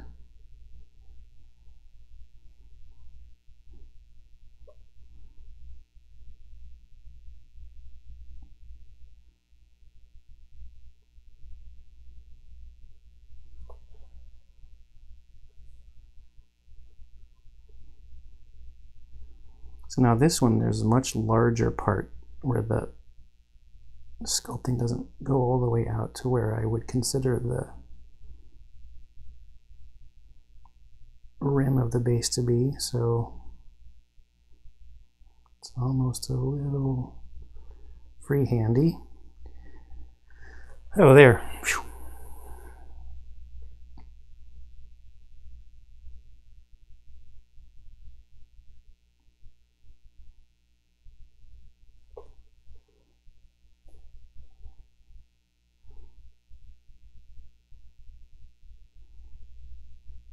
I almost just touched the leg with the pure black.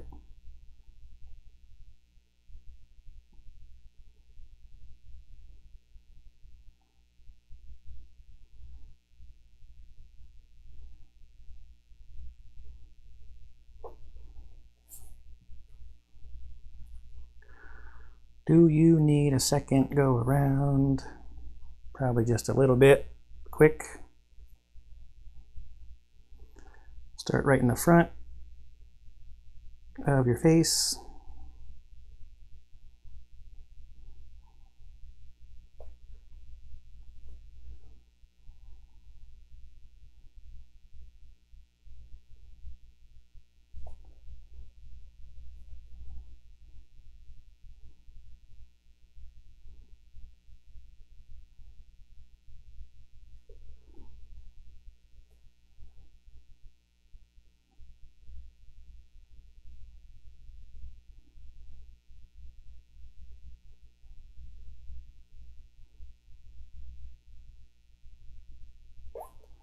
Done.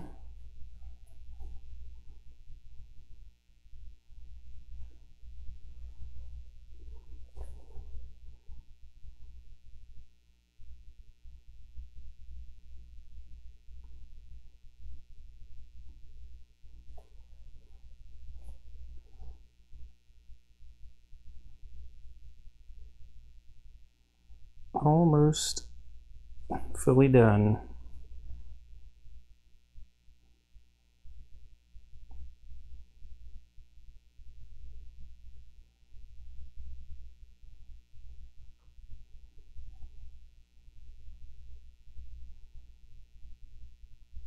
Victory lap complete.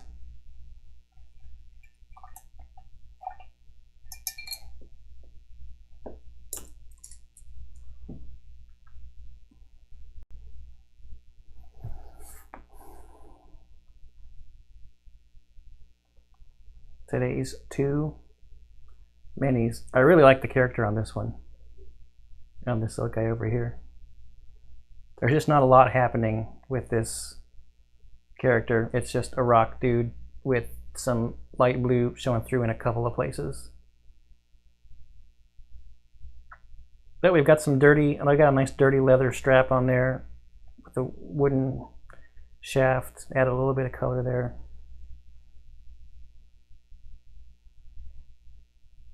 So pretty close to this paint scheme will be what happens here, but there'll just be more stuff to show off because we'll be able to do some metallic on the fake leg there.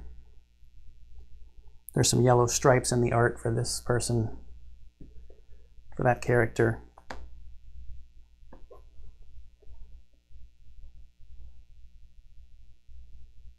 A lot of times with bases and things, if I was really taking the time to continue to add up layers, you know, there'd be some dry brushing that was done to further contrast the deep spots.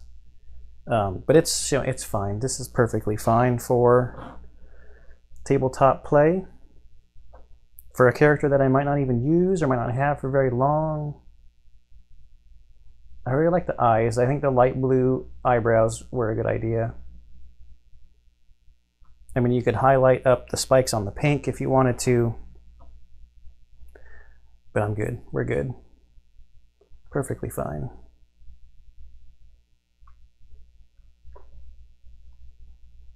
Yep. All right, I think that's where I'm going to call this painting session to a close. It is 5:40 my time. I should probably check to see if my wife or kids need anything.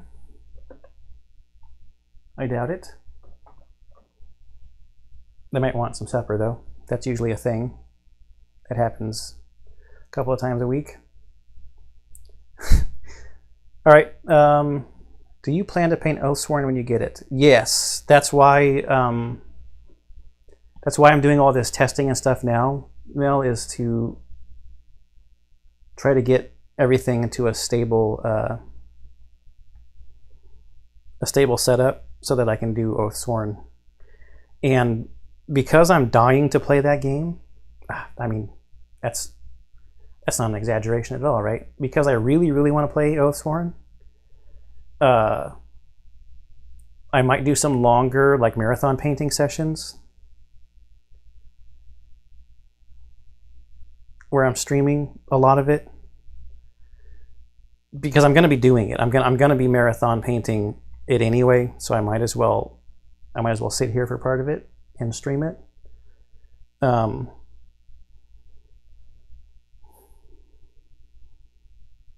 But yeah, so I'm gonna do for sure the terrain, the houses, the walls, and the trees, the Broodmother.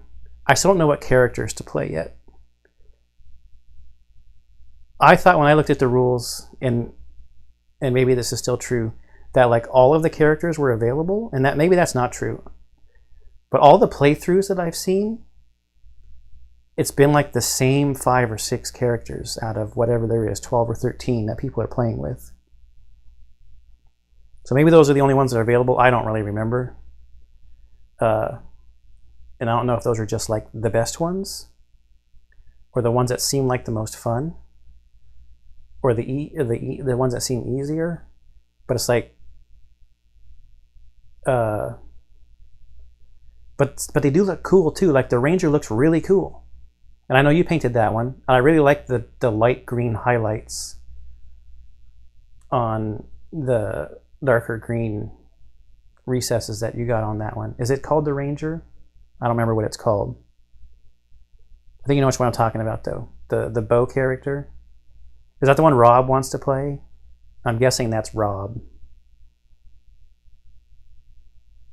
that wants to play the bow character. He wants to sit in the back and shoot things and grab the loot. But there's also the priest and the penitent, I think is the other one. The Ursa Warbear.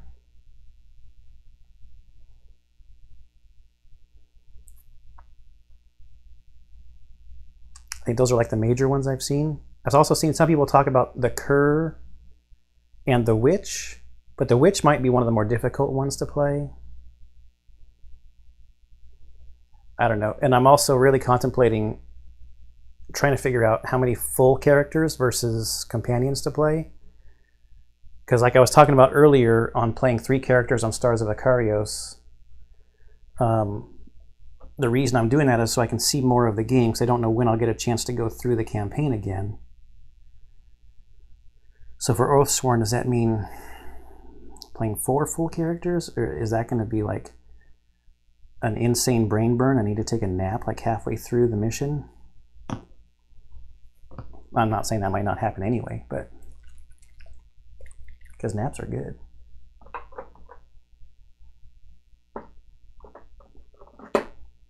So yes, in like normal fashion, I turned a 1-word answer question into like 3 minutes of rambling. But yes, I plan on painting Oathsworn when it comes in.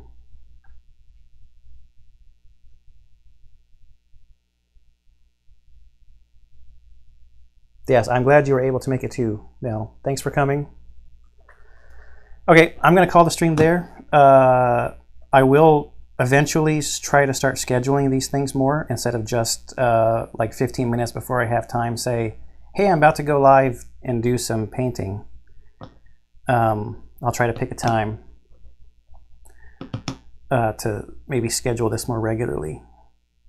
It is just a little bit of work to switch out the game area into the painting area and then back to the game area when time is a thing. So, okay, I hope you enjoyed watching these 2 Stars of Akarios characters getting a quick little paint job. And I hope you enjoy everything I put up on the channel. And I'll see you in the next one. Bye.